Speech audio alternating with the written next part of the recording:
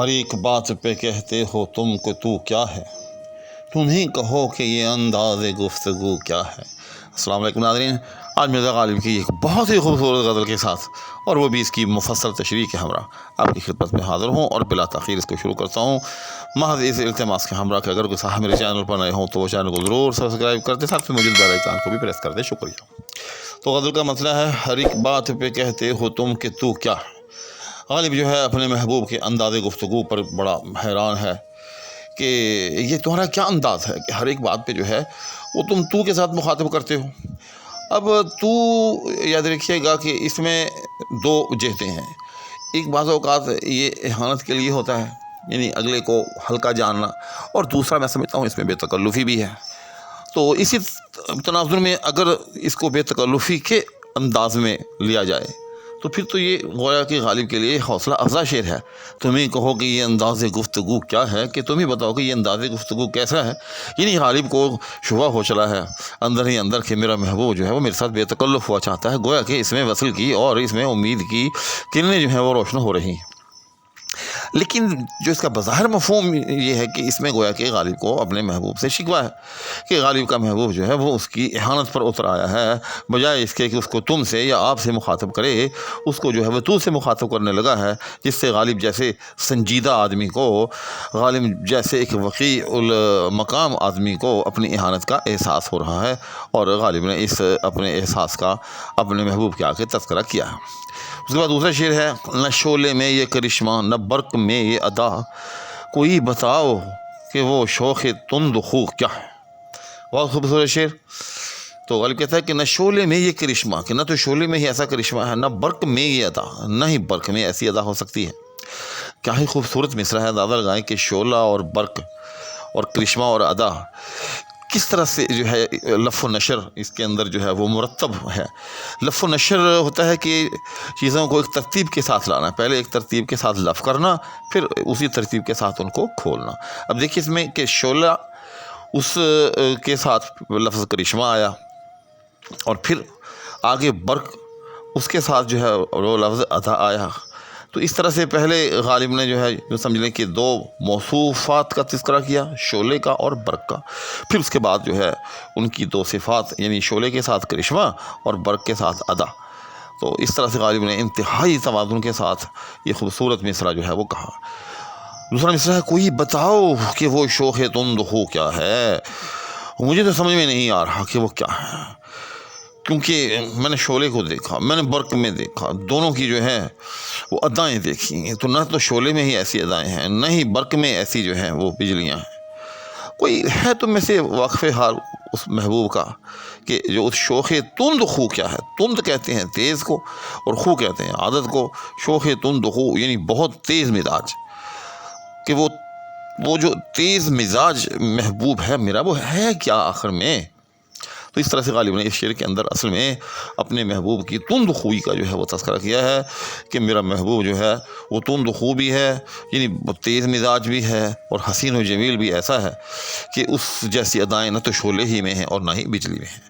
اس کے بعد اگلا شعر ہے، یہ رشک ہے کہ وہ ہوتا ہے ہم سخن تم سے، وگرنہ خوف بدآموزی عدو کیا ہے۔ خوف بدآموزی عدو، دوسرے مصرے میں یہ پوری کی پوری ترکیب لائی گئی ہے، اس کو جو ہے وہ دیکھنا چاہیے۔ غالب کہتا ہے کہ یہ رشک ہے کہ وہ ہوتا ہے ہم سخن تم سے، اپنے محبوب کو مخاطب کر کے کہہ رہا ہے۔ دیکھیں غالب کے اشعار میں ایک ایسی چیز ہے کہ جو اور کہیں نظر نہیں آتی۔ غالب پوری جو ہے نا یوں سمجھے کہ ایک داستان، ایک پورا ڈرامہ جو ہوتا ہے وہ دو مصروں میں نظم کر دیتا ہے۔ اب ذرا اس ڈرامے کی طرف ہم نظر کرتے ہیں کہ یہ پہلے سمجھتے ہیں کہ اس میں کیا ڈرامہ پیش کیا جا رہا ہے، اس میں کیا ایک یوں سمجھے کہ سٹوری پیش کی جا رہی ہے۔ ہوا یہ کہ غالب کو کسی نے آ کر جو ہے وہ بتایا، کسی نے چغلی کھائی کہ آپ کا جو محبوب جو ہے وہ آپ کے رقیب کے ساتھ باتیں کرتا ہوا پایا گیا ہے، اور بلکہ ساتھ میں یہ بھی بتایا کہ آپ کا جو رقیب روسیہ جو ہے وہ آپ کے محبوب کو نہ جانے کون کون سی پٹیاں پڑھا رہا ہے، آپ کے خلاف جو ہے اس کو کر رہا ہے، آپ کے خلاف اس کو بھڑکا رہا ہے۔ اب ظاہر ہے کسی بھی عاشق صادق سے یہ بات کہاں جو ہے وہ برداشت ہوتی ہے کہ رقیب روسیہ جو ہے ملاقات الگ کرے اور پٹیاں جو ہے وہ الگ پڑھائے۔ تو غالب سیدھا بھاگم بھاگ جو ہے اپنے محبوب کے مکان پہ گیا، دروازہ کھٹکھٹایا، اس کو طلب کیا، اور طلب کرنے کے بعد جو اصل بات تھی اس کو براہ راست کہنے کی بجائے غالب نے کیا انداز اپنایا، کمال ہے، کمال ہے، اس کی جتنی بھی داد دی جائے اتنا کم ہے۔ تو غالب نے اس سے کس انداز میں جو ہے اس کے ساتھ بات کی، کہا کہ یہ رشک ہے کہ وہ ہوتا ہے ہم سخن تم سے، اگر نہ خوف بدآموزی یہ عدو کیا ہے۔ اور میں نے کہا کہ مجھے معلوم ہے کہ وہ آپ کو پٹیاں پڑھا رہا ہے، اور میرے علم کے اندر یہ بات لائی گئی ہے، بدآموزی عدو، عدو کہتے ہیں دشمن کو، بدآموزی بری بری باتیں سکھانا۔ آموختن فارسی کا مصدر ہے، اس کا مطلب ہوتا ہے سکھانا، اسی سے وہ آزمودہ کار آپ نے لفظ سنا ہوگا کہ بڑا جو ہے سمجھا پڑا ہوا، آزمودہ، سکھایا گیا، تو اس سے یہ لفظ ہے بدآموزی عدو، یعنی دشمن کا کسی کو بری بری باتیں سکھانا۔ خوف بدآموزی عدو یعنی کہ دشمن کی پٹیاں پڑھانے کا خوف، یا دشمن کی بری باتیں سکھانے کا جو ہے وہ خوف۔ تو حالانکہ اصل میں تو غالب جو ہے اس کو یہ بتانا چاہتا تھا، یہ کہنا چاہتا تھا کہ میرا رقیب روح سیاہ جو ہے وہ تمہیں میرے خلاف بھڑکا رہا ہے، میرے خلاف تمہیں پٹیاں پڑھا رہا ہے، تمہیں بری بری باتیں میرے خلاف کہہ رہا ہے۔ تو اپنی وہ صفائی دینا چاہتا تھا، اور اپنے محبوب کو اس بات سے ہٹانا چاہتا تھا کہ وہ میری طرف سے بدگمان نہ ہو۔ لیکن اس کا انداز دیکھیے، اور کہا کہ یہ رشک ہے کہ وہ ہوتا ہے ہم سخن تم سے، وگرنہ خوف بدآموزی عدو کیا ہے، مجھے یہ قطعاً کوئی خوف نہیں ہے کہ وہ تمہیں پٹیاں پڑھائے گا میرے خلاف، وہ تمہیں میرے خلاف بھڑکا رہا ہے۔ مجھے علم ہے کہ تو میرے ساتھ اتنا مخلص ہے کہ تو کبھی بھی میرے خلاف جو ہے وہ نہیں ہو سکتا، مجھ سے بدظن نہیں ہو سکتا، لیکن مسئلہ یہ ہے کہ وہ ہوتا ہے ہم سخن تم سے، کہ وہ اس بہانے تمہارے ساتھ جو ہے وہ بات تو کر گزرتا ہے، اور یہ مجھ سے برداشت نہیں ہوتا کہ کوئی کسی طرح بھی کسی بھی رنگ میں جو ہے وہ تمہارے ساتھ ہم سخن ہو۔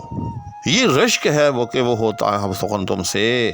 بس مجھے یہ جلاپا ہے، میں اس بات پہ مرا جا رہا ہوں، یہ مجھ سے برداشت نہیں ہو پاتا کہ کوئی تمہارے ساتھ جو ہے وہ ہم کلام ہو، ورنہ مجھے قطعاً اس بات کا کوئی خوف نہیں ہے کہ میرا دشمن، میرا رقیب رسول سے جو ہے وہ تمہیں میرے خلاف بھڑکائے۔ تو دیکھا غالب نے کس خوبصورتی کے ساتھ جو ہے اپنا مقصد اور وہ دعا جو ہے وہ بھی بیان کیا، اور اپنی عزت نفس کی بھی جو ہے وہ حفاظت کی کہ میرا محبوب یہ نہ سمجھے کہ میں منتوں پر جو ہے وہ اتر آیا۔ اس کے بعد اگلا شعر ہے، چپک رہا ہے بدن پر لہو سے پیراہن، ہماری جیب کو اب حاجت رفو کیا ہے۔ تو یہ شعر اسی قبیل سے ہے جس قبیل سے اس زمانے میں اکثر و بیشتر شعر کہے جاتے تھے، اب بھی کہے جاتے ہیں لیکن اب کم، یعنی شعر کو جو ہے مبالغہ اور غلو اور پھر یہ کہ اغراء کی حد تک جو ہے وہ پہنچا دینا، جس کا حقیقت کے ساتھ کوئی تعلق جو ہے وہ نہیں ہوتا۔ اب اس شعر کا بھی حقیقت کے ساتھ کوئی تعلق نہیں، ایک تصوراتی جو ہے وہ مضمون نکالا گیا، پھر وہ جو ہے مضمون باندھا گیا ہے، اور وہ مضمون یہ ہے کہ غالب جو ہیں وہ اپنے محبوب کے فراق میں جو ہے مسلسل جو ہے وہ گریہ کر رہے ہیں، مسلسل رو رہے ہیں، اور رو بھی کیسے رہے ہیں، خون کی آنسوؤں سے رو رہے ہیں، اور اتنا خون آنسوؤں سے جو ہے وہ بہا ہے کہ وہ سارے جسم کے اوپر جو ہے وہ پھیل گیا ہے، ٹھیک، خاص طور پر گریبان، چونکہ آنکھوں سے سیدھا جو ہوتا ہے خون، اگر کسی کے خون کی آنسو ہوں مثال کے طور پر وہ سینے پر ہی ٹپکیں گے، تو گریبان جو کہ پھٹا ہوا ہے سلنے کی حاجت رکھتا ہے، تو غالب کہتا ہے کہ ہماری جیب کو اب حاجت رفو کیا ہے، جیب کہتے ہیں گریبان کو، کہ اب ہمیں گریبان کو جو ہے وہ سلوانے کی، رفو کرنا، سلوانا، کہ اب ہمیں گریبان کو سلوانے کی جو ہے وہ حاجت ضرورت ہی نہیں رہی، کیونکہ گریہ زاری اور وہ بھی لہو پر مبنی، لہو فشانی یا خون فشانی سے اتنا خون جو ہے وہ آنکھوں سے بہہ گیا ہے اور وہ سینے کے اوپر پھیل گیا ہے، جس سے اب ہمیں گریبان کو جو ہے سینے کی ضرورت ہی نہیں رہی۔ کیوں نہیں رہی؟ چپک رہا ہے بدن پر لہو سے پیراہن،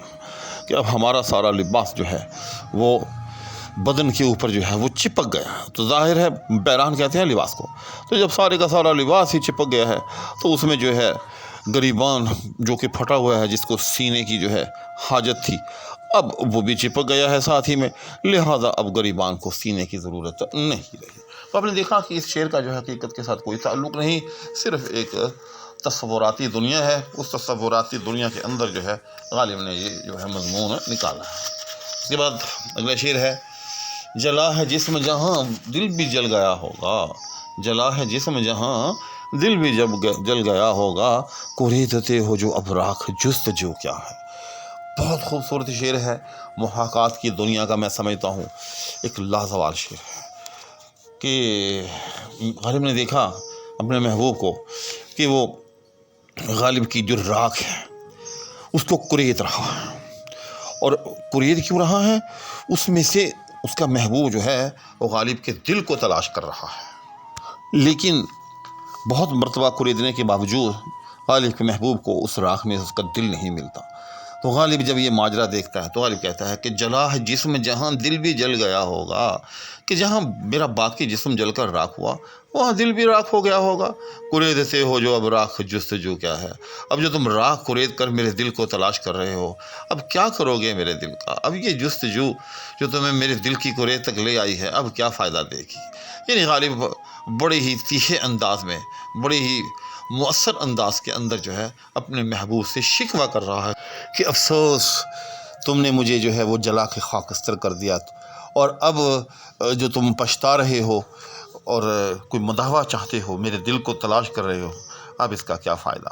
یہ وہ غالب کا جو مشہور شعر ہے کہ میرے قتل کے بعد اس نے جفا سے توبہ، ہائے زود پشیماں کا پشیماں ہونا۔ یہ تقریباً یوں سمجھ لیں کہ اسی مضمون کی بازگشت ہے۔ تو میں سمجھتا ہوں کہ آج کی اس نشست میں غالب کی اس غزل کے اتنے شعر کافی ہیں، ابھی اس کے بہت سارے اشعار باقی ہیں، وہ پھر انشاءاللہ اگلی نشست میں اسی کے ساتھ اجازت چاہوں گا، دعاؤں کی درخواست کے ہمراہ۔ اللہ حافظ۔